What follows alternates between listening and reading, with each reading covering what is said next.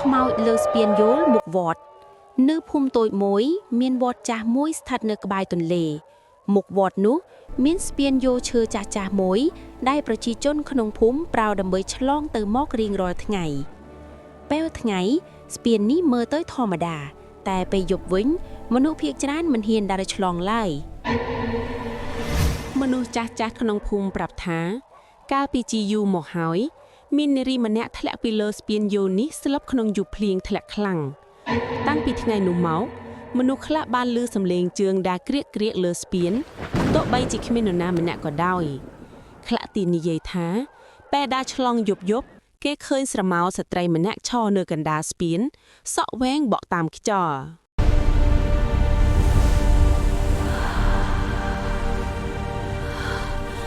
ថ្ងៃមួយ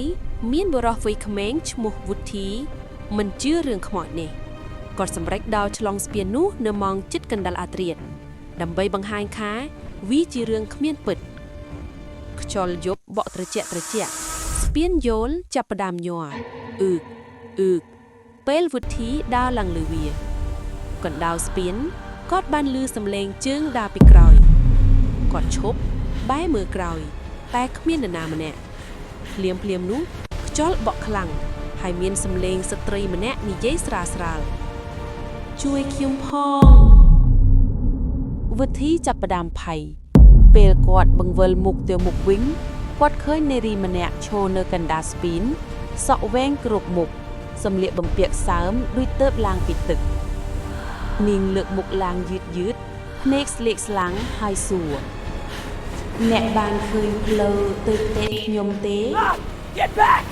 វុធីភ័យរហូតរត់ចូលពីស្ពានយ៉ាងលឿនថ្ងៃបន្ទាប់គាត់ប្រាប់អ្នកភូមិទាំងអស់អំពីអ្វីដែលគាត់បានឃើញ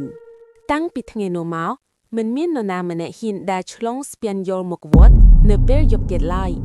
ហើយនៅរាត្រីស្ងាត់ខ្លះនៅតែឮសំឡេងស្ពានញ័រនិងសំឡេងស្ត្រីម្នាក់ស្រែកស្រាលពីកណ្ដាលស្ពានជួយខ្ញុំផង